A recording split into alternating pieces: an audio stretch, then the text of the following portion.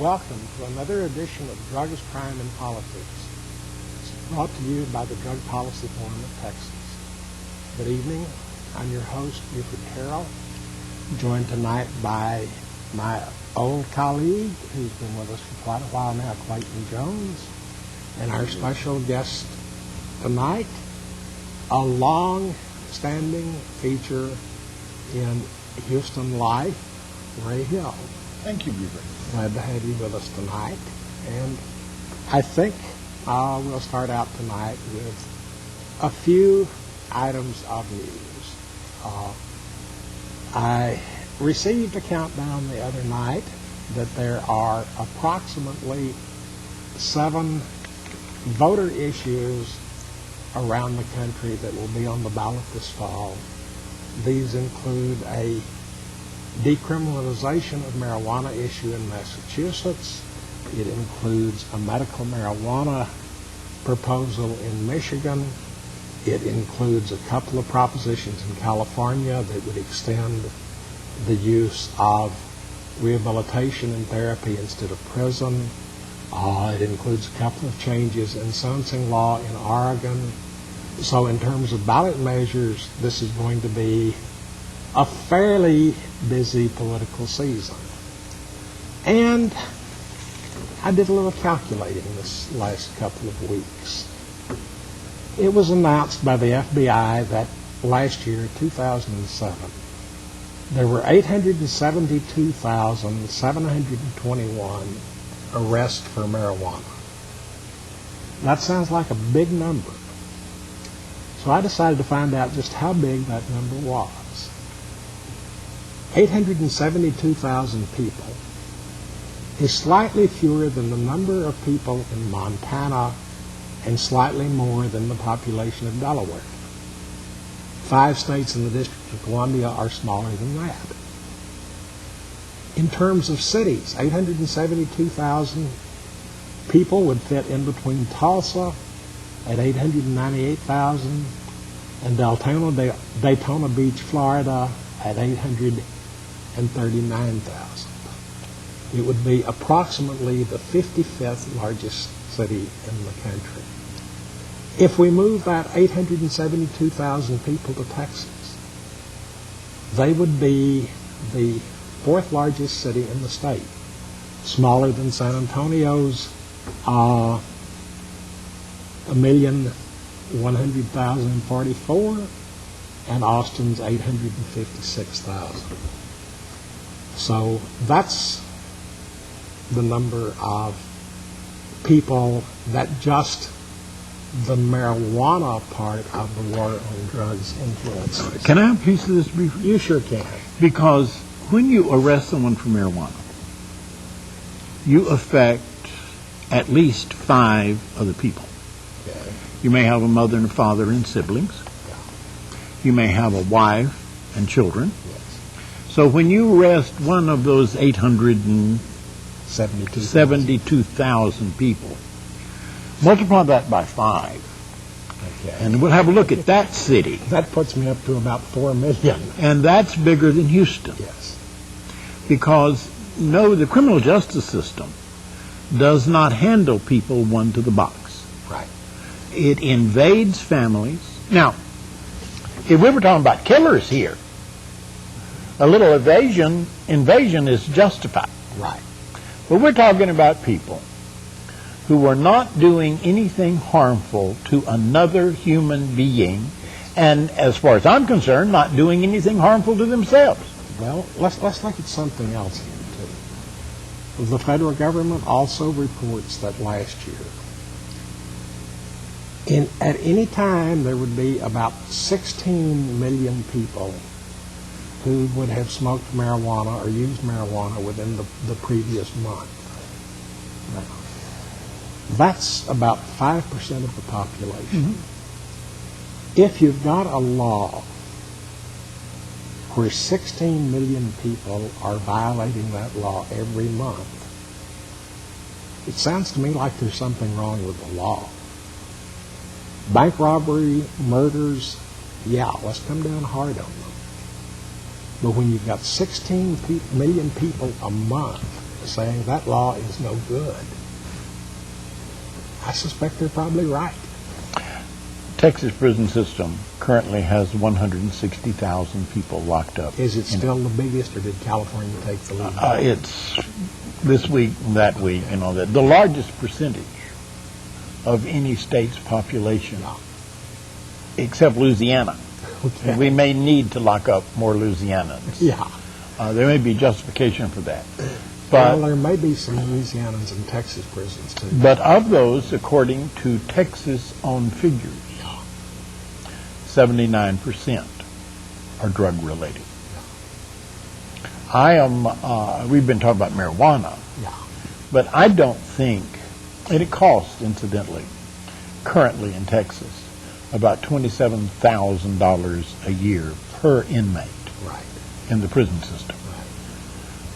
I don't think it is in the interest of the commonweal of Texas to spend $28,000 a year for people who are convicted of, you certainly can say minor drug offense, because major drug offenders tend to be more federal than state. If they get convicted at If all. they get convicted at all. And the higher you go up on the pecking order, the more resources are available for defense. Right. Well, that just goes right along with, if you don't have money, you're going to jail. If you're black, you're going to jail. If you're Spanish, you're going to jail. And if I can go to that same courthouse and have a lawyer with me because I can afford it, and, okay, probation, Well, fine. Ray may disagree with my cynical view on this, but after 30 years in the legal profession, I'm firmly convinced that the only two crimes for which people get imprisoned are being stupid and being broke. Yeah, well, I would expand that. Even people that are there for other offenses are only there because they got drunk and stoned and stupid and didn't have enough sense, enough money, enough resources to do that. Buford, you're in this profession, so you know lawyers that are high rollers and can go in and scare the judge to death. Yeah. And if you've got the spook in on the judge, your case is, your client's going to do rather well. And the difference between convictions and non-conviction has so little to do with the evidence of the case or the nature of the crime. It has so much to do with other factors. I mean, only 0.3% of cases actually get tried. Right. And fewer than that get tried by jury. And jury trials are not won in the closing arguments, they're won in the voir dire. That's right. And so it's who shows up for jury duty that day, and how they are sorted out determines who is guilty and who is not guilty. The system is so, and I mean, let me expand this a little bit, because there are two things wrong with the system, in my estimation. One of the great blessings of my life is that I am not a lawyer. But as a constant observer of the system, the one thing is this constant emphasis on overloading the system with non-victim related crimes such as drug cases, because that's what creates the log jam. And they've got so much business that they can't. The other thing is that what winds up being the rules of law in Texas is capital punishment. We simply kill too many people. And so those cases are lined up to go to trial, and unlike burglaries and car thefts where the defense lawyer comes in and says, give me the file, and the DA gives them the file and all, if you're talking about a homicide case with a capital element on it, it's, no, you can't look at my file. It's gotcha law. In other words, everything that happens from the indictment to the end of the trial is a surprise in the courtroom. There is not in this county the sharing of evidence that are in minor offenses or more minor offenses like car theft and burglary and things of that nature. This brings up a couple of other things, but before I get into them, I want to remind the viewers that this is your show. There's a phone number on the screen. please call and contribute with either comments or questions, because this is for you. We're not doing this because it makes us feel good particularly. But you brought up two other things here, right? And this is, if we take a simple little marijuana possession case, and it for some strange reason actually goes to trial, that's going to eat up as many resources as the typical burglary or robbery case. Sure. And on the other hand, if you take a capital case, it's going to eat up disproportionately many times its share of the resources of the system. Sure. So between the problems at both ends of the scale, most of the people involved with the justice system get the short end of the stick. I go into a courtroom and it just amazes me. The courtrooms are not designed for the business that's going on. No. Because it's one defendant after another goes to the bench and the judge mumbles something that usually the audience can't hear. Right. And a plea, a bargain is offered and made, and then it's just, you don't need a jury booth for a conversation at the bench. Well, actually, I'm going to differ with you here in that the few times the jury sits in that box is the most important. No. Because they're the ones that set the market price for the plea bargaining that handles 90% of the cases. Yeah, but let me tell you something, because you are going to get a jury summons. And then you're going to cuss, and you're going to moan, you go down and try. Don't do that. If you get a jury summons, go down. Let me tell you why. I was waiting on a bus. I traveled by bus because I lived in Montrose, and it's cheaper to ride the bus than it is to pay parking. So I go downtown, and I'm sitting at a bus stop out of the jury assembly room right there near the courthouse complex, and this older woman comes out. She's older than me, so she's got to be serious old. She comes out in her stroller and asked me about a 66 bus Yale, and I said, no, I hadn't come back. If it did, I'd be on it. I've got to go by the post office. And she said, I said, well, you do jury duty? Because she had a summons in her pocket. She can ride the bus for free. And she said, yes, but I didn't have any luck at all today. They didn't even put me on a panel to go to court, and I sure wanted to convict somebody. You need to go down there and balance that attitude. That's right. And, the most important aspect any juror can have is to be skeptical. A juror should sit there in the box with his arms crossed and his teeth clenched saying, prove it. Sure, prove it up, because it's the state's burden to do that. Now, let me tell you something. This is a secret your mama didn't tell you. I can put it better in characters. There was one assistant police chief that testified in a trial where I was helping the preparation. And he said when officer, and I better leave his name off, was testifying under oath, except for his occupation and the years that he worked there, he was lying all the time. There is a book. It's a book called Actual Innocence. Oh, yes, indeed. I've had that man on my show. And I have been saying ever since it came out that that's required reading for any citizen in this country. Absolutely. But in the back of the book, they list all of the cases that they overturned a conviction because of new DNA evidence. And something over half of those wrongful convictions involved misbehavior on the part of the policeman or the prosecutor.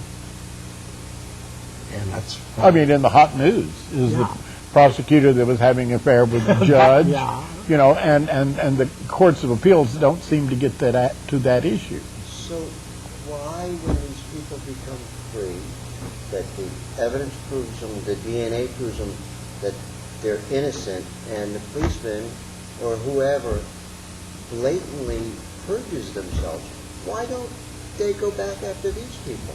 No. They're insulated. Okay. Part of it is, in our system, the district attorneys are also in charge of examining and prosecuting public malfeasance, which means cops that do things wrong, mayors that do things wrong, sheriffs that do things wrong. On the other hand, those same district attorneys work every day as partners with the police in prosecuting all of the cases. Now, are you going to turn on your buddy that you work with every day? So, in other words, as the public, even though you spent time in prison, you still get finally screwed. Well, in Dallas, which changed district attorneys 2 years ago. Which brings up another point we'll get to in a minute. Dallas changed district attorney 2 years after many, many years of Henry Wade and his heirs and assigns holding forth in Dallas, and this is a serious thing. A new district attorney came in, and he made the examination of claims of innocence a priority of his office.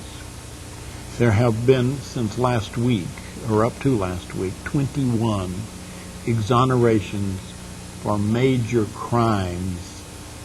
One person after another person that had been locked up in excess of a decade. That's just out of Dallas. And I don't care about the issue of DNA exoneration.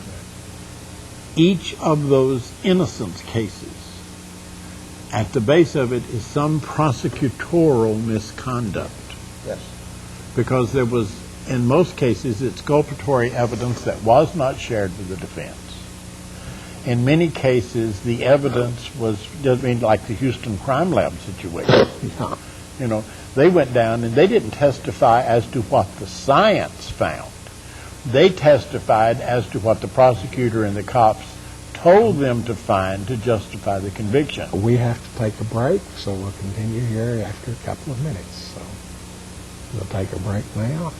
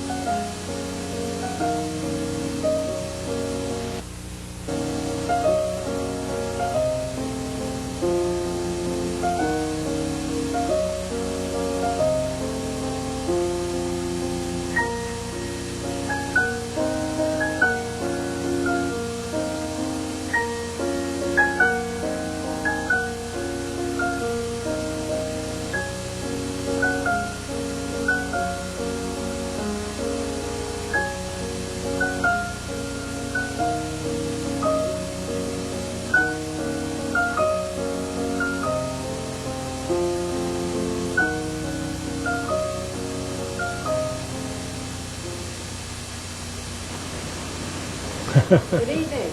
You're Why, this watching one just goes on Drugs, forever. Crime, and Politics on Houston Media Source. We're back. We're talking with Clayton Jones and Ray Hill. Ray, I want to bring this district attorney thing down to kind of Sure. a local level. You were talking about the Dallas district attorney who has made a project of re-examining cases for exoneration. Watkins has done a wonderful job with it. And there's another district attorney in one of the outlying areas north of Dallas, also newly elected, who in effect has started his own Marijuana is a Class C misdemeanor program in that any first offender automatically is offered probation and a $500 administrative fee with a dismissal if they serve the probation. Buford, the power of a district attorney Most powerful office is in the country. enormous. Most powerful office in the Enormous. country. If I kill you, the district attorney may choose not to present that case to the grand jury. Or may present it and tell them that you're a good guy. And Yeah, it may they present it, deserve and none of the rest of us knows what is said in that Yeah. room. That's right. And For instance, the two policemen in South Houston or one of those communities. Pasadena, Yeah, that beat up the poor yeah, guy. Hispanic guy. Beat him to death. The grand jury no-billed him. Buford, about that subject, until Eli Escobar, Okay. the officer that killed 14-year-old special education student Eli Escobar by putting a gun to his head and pulling the trigger. Eli was unarmed, 14 years old, a frail special education teacher. Until that conviction, I had not seen an on-duty police officer killing an unarmed man that was convicted in Harris County for 27 years. We've got a phone caller. Hello, caller. You're on the air. Yes, I had a comment. I really like the information you guys are giving out, but my question was, when the government finds large marijuana crops growing, do they spray these crops with insecticides or certain chemicals that they want to use to get rid of those crops? Okay. I think that the way it happens in the places where they go after growing crops of marijuana, what they do usually is they cut the crops and then burn them. Yeah, they burn them. I have heard of them defoliating crops. Yeah. When it's large enough to go that approach, and then burn the field. And let me tell you, defoliation is some nasty stuff. Yeah, I think some of our soldiers found out about that after Agent Orange in Vietnam. Anyway, back to the district attorneys. Our previous district attorney here in Harris County, when the legislature passed a statute allowing cities and counties to start marijuana possession cases with a citation, said simply, if you do that, I'm not going to prosecute them, I'll just throw them all away. That's an example of discrimination and arrogance. Correct. Yeah. I mean the arrogance of if it weren't for official political power, there would never have been a need for a Ray Hill in the first place. Because I have gotten fat fighting political power. As I recall, Ray, about the first time I met you, you showed me a business card. Here, one And of that my business card, it had the citation for your own Supreme Court case. And when I was teaching First Amendment law for about a dozen years, one of the cases that I taught and loved to teach was the Ray Hill case. Hill versus Houston it was a fun fun ride. And what he's talking about is I was arrested for calling two officers a name unbecoming of their relationship with their mothers. And that case went to the United States Supreme Court, and 8 of the 9 justices thought everybody knew about cops and their mamas.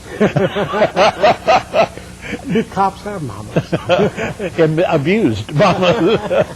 Now, I don't want to get the wrong impression. I was just talking to Victor Trevino, who was on this television station a few minutes ago.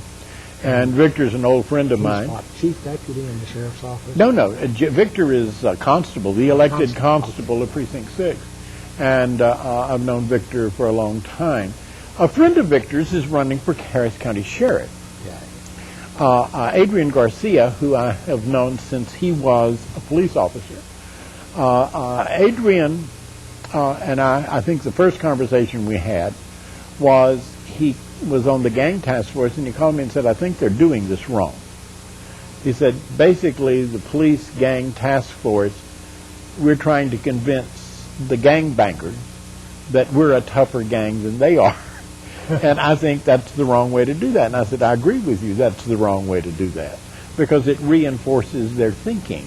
You know, gangs are not about tough guys hanging together. Gangs are about weak people being manipulated by cowards. You know, they don't want to hear that, but that's really what that is. And so he went then on to Houston City Council. He moved into the PR department and the police department, which is a better job. Then he went on to the city council. And just as he was sworn in for his last term in the term limit rotation, he announced that very day that he was running for sheriff and against the incumbent. Now, I don't want to pretend that HMS or this fine group here, which may be a 501c3, are involved in politics. Ray Hill personally has very strong opinions in that race. But I really don't think Tommy Thomas could give us more help than he's already given us. It's just one scandal after another for the last year and a half, and not very good thinking about the management of that department. One of the things wrong with the police department, the sheriff's department, is they operate a jail. And they rent space from a town north and east of Shreveport, Louisiana. Almost in Arkansas. Almost in Arkansas. They rent space up there so that they can send Harris County jail. I got a call from that jail up there. The call was $22.30 just to say hello, and then we had a conversation. But it's an enormous expense. Back to something you were saying earlier. One of the particular complaints I've heard about that is that parents and spouses and kids living in Houston don't have any way to visit, to make what amounts to a 600-mile round trip to go on a visit. No. And the guy that called me at home is a guy that was in a place where there was drugs, and they decided they were his. And since he had a previous record, he was convicted on that. So he's got 8 months to do in a Louisiana jail. But the deal is that the sheriff's department, 20% of that population are people that have no other address in Harris County but the sheriff's department jail. So it's basically a holding place for homeless people, for 20% of the people, 20%. And those people, there are a lot cheaper things to do with homeless people than store them in that jail. And another 20% of the people in that jail are like my friend, who has a state case. But he sits it in jail until they offer him a jail time thing. So he's really somebody else's prisoner. So 40% of the people in our overcrowded system should, under the kind of leadership and management, be somewhere else. Now, the sheriff probably couldn't do that by himself or herself, but the sheriff and the district attorney together could show some creative leadership and get those freeloaders off your tax dollars. Well, on the same task, as I mentioned, our previous DA refused to go along with issuing citations like a traffic ticket, and insisted on arrest in marijuana cases. And our county government recently lost on a $200 million bond issue to make the jail bigger. Yet at the same time, they have people sitting on pretrial detention, not making bail on misdemeanor marijuana cases, where they could have just written them a traffic ticket. Let them go home. And not only is he in jail on bail, this is frequently the breadwinner of the family who has lost their job, and the rent's due, and mama's out looking for some welfare. It costs over $4,000 to put a $200 welfare check into a woman's hand. Government expense. And so the deal is that what we need in these public offices of district attorney, sheriff, county attorney, and the various judges, county judge and all the district judges, we need people with leadership. We don't need people seeking revenge. We don't need people that notch their belt by sending victimless crime perpetrators to prison for more and more time. We don't need prosecutors that judge their success by their conviction rates. Now, Well, actually, Buford, you know that their oath, if I'm a prosecutor, my oath is not just to represent the state and the people. My oath is to see justice done. And so the question is, where is the justice? And then that part of the oath gets short shrift. when I was a kid, there was a radio show, drama, Mr. District Attorney. And I'll never forget that the catch line that they started that show off with every time was to prosecute the guilty and protect the innocent. And somewhere our current district attorneys have forgotten everything but the first word of that. Yeah, well, I am sure that a minority of the people in Texas prison are actual innocence cases. But it is a numerous things. I mean, you don't go to prison for what you do. You go to prison because they get tired of screwing around with you. That's just the way it works. There are a lot of people there that are in the slow-to-learn category that are there for the third or fourth time. Absolutely. Absolutely. And there are a lot of people that will get out, and people get to the impression that they think that freedom is access to whatever it is they're addicted. Yeah. I mean, I got a wife called me the other day and said her husband had a 25-year sentence for DWI. But that's not your first DWI. No. I mean, you've got a long trail before you get there. It looks like somebody could wean him from the bottle or the keys at some point. Well, you'd think that, But of course, I know other people who can remember- afford the right lawyer who's had 7 or 8 DWIs and managed to get another probation. hello, caller, you're on the air. Yeah, let's see. Can I talk about crime and politics and just kind of leave out drugs for a minute here now? Sure. Okay, since we're, talking about decriminalizing so many things, I think we should think about, I'm not saying we should do it, but I think we should think about decriminalizing insider trading. The most famous case, Martha Stewart. In fact, I can bring drugs back into it, and her little pharmaceutical company, M-Clone, she didn't, sell at the previous high or the new high. She lost money. She sold on the way down. So, I mean, it can all be taken with a grain of salt. Versus this know-nothing mentality of, open the envelope, don't open the envelope. And, in an era of, where a political candidate can earn millions and millions of dollars, through just $10 and $20 donations, I wish the stock market would work more like that. I wish you could buy a stock just as easily as you can buy a lottery ticket, because your odds of winning and losing are how much you win and how much you lose. I think that I would hope people are sticking their money in the right places with good information, and if we were to re-legalize it, because it used to be legal, I think we should think about that. Okay. Okay. Let us comment on that. And I'm glad you brought up Martha Stewart, because when Martha Stewart was going to prison, and Martha Stewart didn't go to prison for insider trading. Martha Stewart went to prison because she was a high-value target. Yes. No doubt about it. She went to prison because she was Martha Stewart. But CBS National News called me and said, we understand that you teach people how to do time. And I said, yeah, I do. Do you have any hints for Martha Stewart? And I said, well, yeah. And I went through a whole litany of things. What actually made the air was Martha Stewart is not as important to the other inmates as she is to her stockholders. And by the way, I wished I had bought Martha Stewart's stock when she went in, because by the time she got out, it had quadrupled. Okay, it's time for a break. I want to make one comment. I frankly would go the other way from the caller and make laws on financial dealings much, much stricter and give more power to investigate what's going on. But let's take a break now and be back in a minute or two. This week in drug war history, September 30th, 1996. President Bill Clinton signs into law the Omnibus Consolidated Appropriations Act for 1997.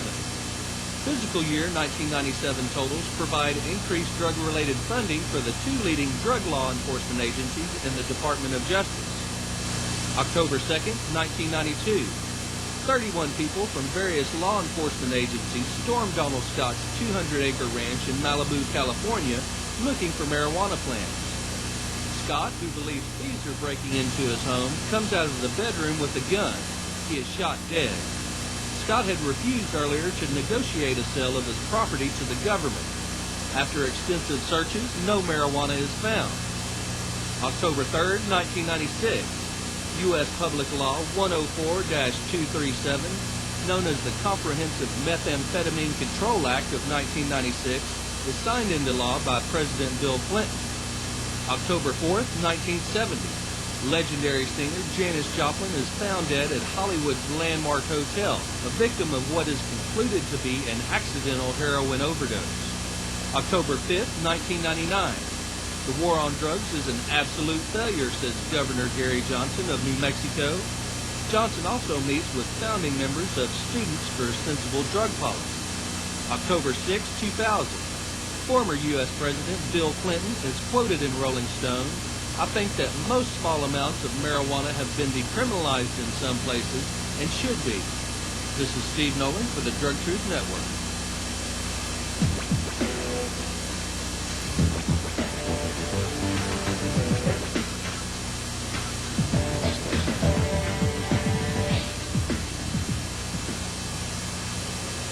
We're back with Clayton Jones and Ray Hill.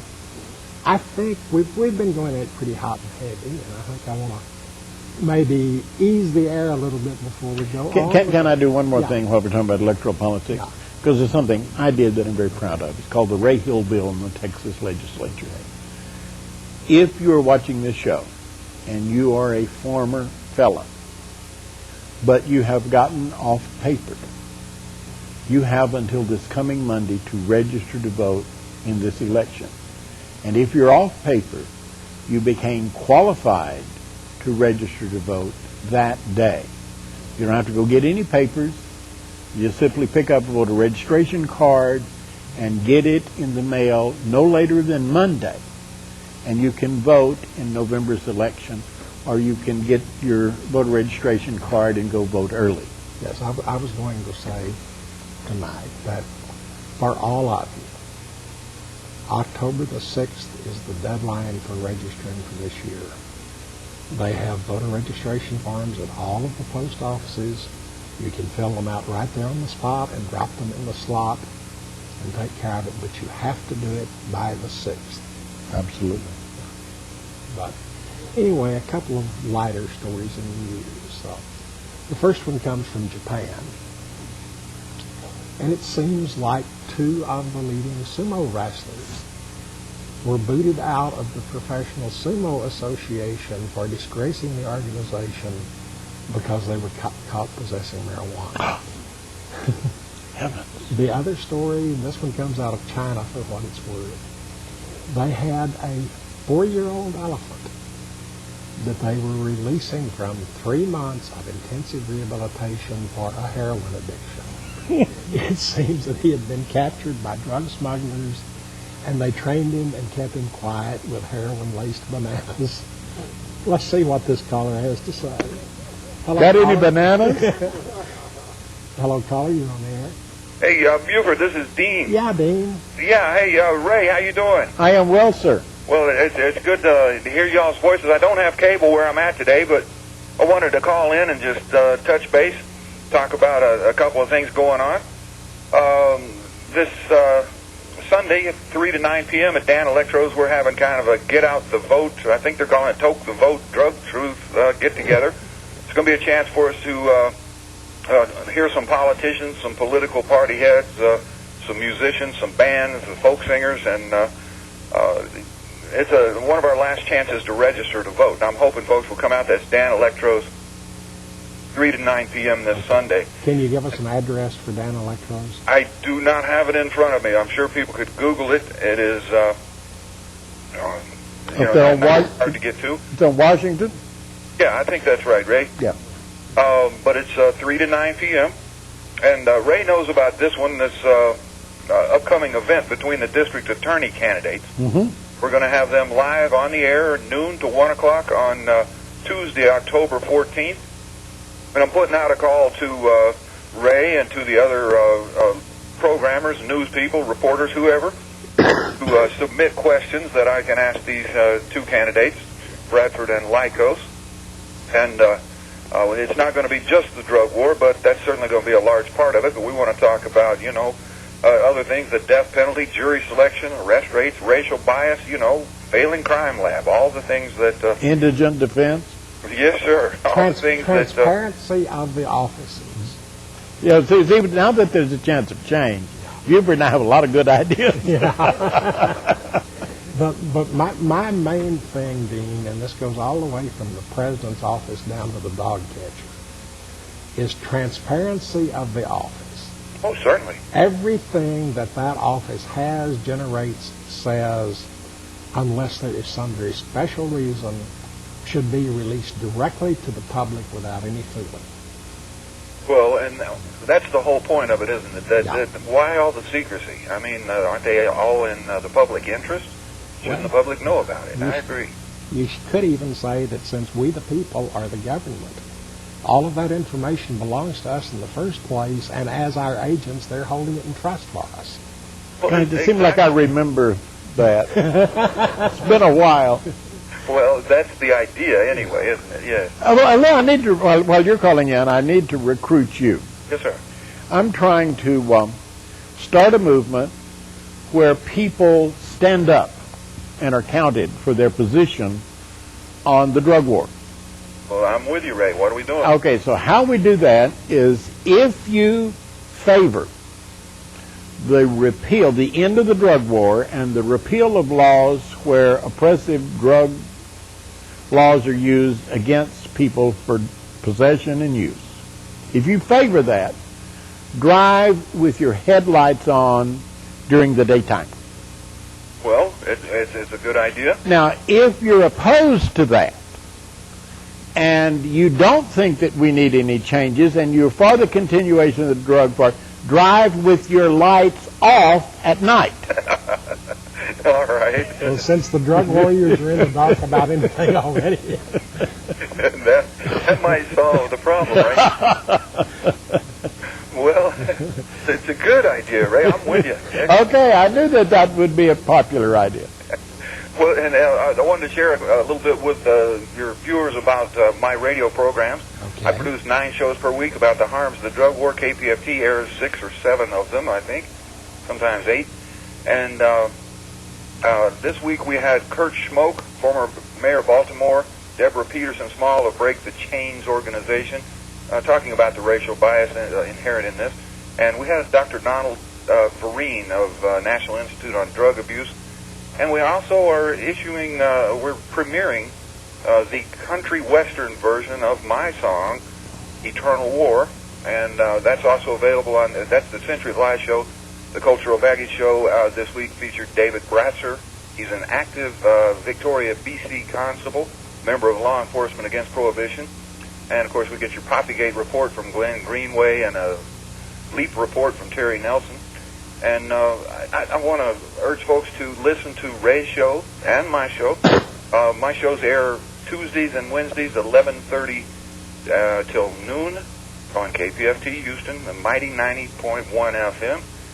And we have, for next week on the Century of Life show, we have Susan Bradford, who's written a book, From Witches to Crack Moms. And then the Wednesday show, Cultural Baggage, will feature Ryan King. He's the director of the Sentencing Project, and he has a new report coming out about the racial disparity inherent in this drug war as well. It's outrageous. As I've said so many times, if white folks had the likelihood that 1 out of 3 of their kids would be going to prison for drug charges, this drug war would have been over long ago. Okay, Dean, I know that you've got most of your schedules on a lot of transcripts and actual broadcasts. Oh, yes. On your hundreds on your of, website. Now. And we've got on the screen that it's www.drugtruth.net. Is that the correct site? That is the correct site, yes, sir. Okay. Well, we're always glad to have you join us. And it's a privilege and an honor, and Ray, I do like your plan. I'm going to share that idea. Spread the word on that, will you, Dave? Okay. Okay. All right, you guys. Thanks a lot. Bye-bye. Okay. Bye-bye. You know, it's nice not to be alone. But before this show, before Dean, on this issue, we come one to a box. Yeah. We were all alone. Well, It takes somebody to first have the courage to step forward. I'm in the business of change. I mean, Right. I'm a Saul Alinsky reform activist. Yeah. And the first problem you've got to overcome, you got to realize that it is your people that are going to make the difference. So you need to stop talking to other people. No. You need to talk to people that these issues affect. Now, if I live until January, I will be 50 years drug and alcohol free, but this issue affects my life every day. Yes. War on drugs affects me through my taxes, affects me through my friends that I have to talk to on expensive telephones, affects me through the people I talk to on the prison show, and a myriad of different ways. We are the people that are going to make the difference to bring the change. We're not going to go to people that are not affected and get them to do a damn thing. And if we make them a little uncomfortable in the process, then we're doing what we're supposed to be doing, because nobody really changes if they remain comfortable. Well, that was what I was going to add, is that you don't bring about change by being nice and polite. I keep thinking that the fundamental picture of what created America to me is still a bunch of hooligans that were good friends that met together and got drunk and talked about In taverns. Yeah. American freedom was born in taverns. But this bunch of hooligans dressed up like Indians, went down to Boston Harbor, illegally trespassed and boarded privately owned ships, broke into the holds of those ships, and threw the tea belonging to the private owners overboard. And this series of public crimes started the American Revolution. Clearly. Clearly. Pushing back hard and making waves is the way you make change. I personally think that it's a hard thing to say, but everybody that gets arrested for marijuana should ask for a trial by jury. And I know we're at loggerheads at this. We clog up the systems. Well, Throughout the country, they just can't deal with another 72,000, yeah. people Well, let me tell you, asking for a jury trial. let me tell you, Harris County, because we're in a lot of discussions Yeah. about coming up with a public defender system Yeah. to represent the indigent. We're the largest city in the country without It does not. Okay. Those discussions are going on. I'm going to meetings out of University of Houston Law School and otherwhere, having those meetings. We're having those discussions. I think it's an important question to ask the candidates for district attorney. But, case. Young man was arrested and charged for assault on a police officer. To wit, he hit the officer's fist with his head. And sure enough, the officer had a broken finger bone, and he had a fractured mandible. I mean, it was a match. I mean, the evidence was persuasive that he did, in fact, hit the officer's fist with his head. Yeah. Now, as we sit here, you and I can figure out what's going on Which here. one was Yeah, moving in we which can direction, figure yeah. out what's happening here. Judge John Hughes, visiting judge, told the court-appointed lawyer, no, I'm not going to pay you for a trial because both the prosecution and the defendant have already agreed on the evidence in this case. So there's no issue to try. The prosecutor in the case, which was Don Strickland, who is now a judge, used to be prosecutor, used to be chief of the felony division, was handling the case himself, and he said, I want 8 years aggravated Texas prison system.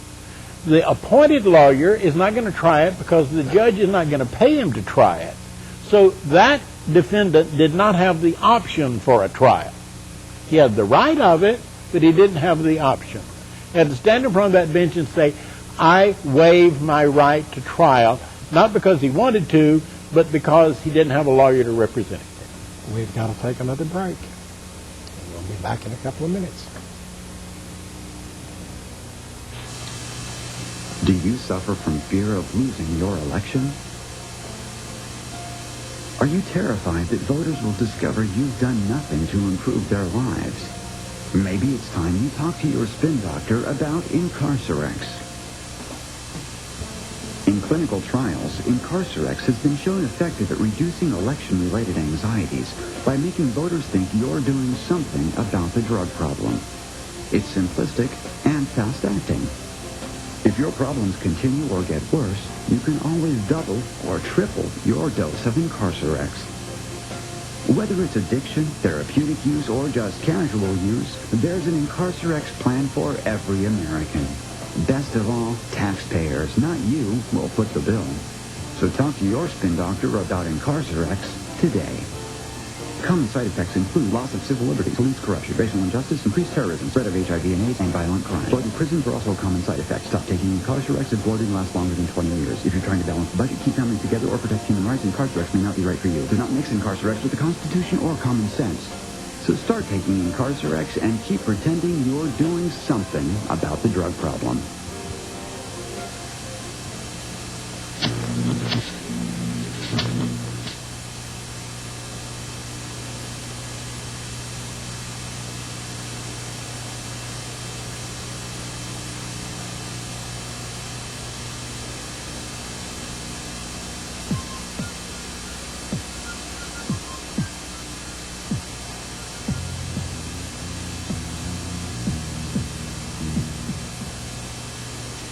Welcome back to Drugs, Crime, and Politics with Clayton Jones and Ray Hill.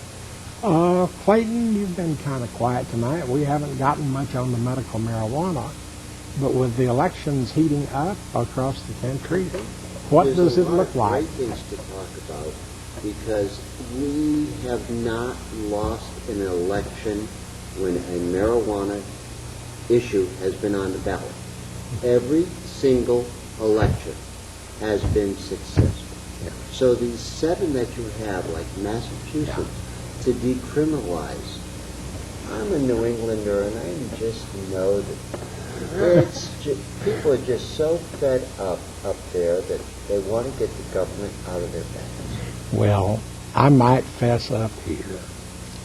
And 50 years ago, when I was a young college student in Boston, I, of my own personal knowledge, know that joints were smoked on the Boston Common right across the street from the State House. Of course. I'm sure they still are. Of course, I've smoked joints up at the state capitol in Austin on the ground. I remember one time when Kathy Whitmire was mayor, we wanted to do something, specifically close Westheimer for some reason or other. And she said, no, you're not going to get any permits. It's not going to happen. I said, how many cops you got? She said, we have 4,200 cops. So I said, 5,000 people can do anything they want to. If you got 4,200 cops, 5,000 people can do anything they want to. So if you want to have a smoke-in, we now have about 6,700 cops. You need to get 7,000 people together and enjoy yourself. And we've got a whole lot more population than we did then. Absolutely. It's easier to get a crowd. All you got to do is have some excuse for them to come together. Well, let's see. If you had 7,000 people and they were standing shoulder to shoulder, how much of Westheimer would they occupy? They would occupy from about Bagby Street down to the curve. Okay. Because I put 7,000 people in that space before. I'm very familiar with that space, Buford. Well, I do know that there are 2 marijuana bills pending in Congress, either for this fall or next term. Barney Frank. Barney Frank has one of them, and the Rohrabacher thing is the other. I'm pretty sure we're going to have some stuff in Austin. So this is a key election for marijuana. I just went to Culberson's office to talk to him about these things.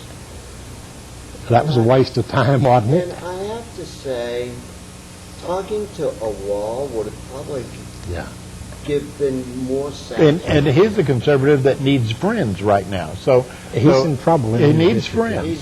I hope he's in big trouble, and I hope that he is, whatever happens to him, I think he deserves it. Well, we're about to run out of time.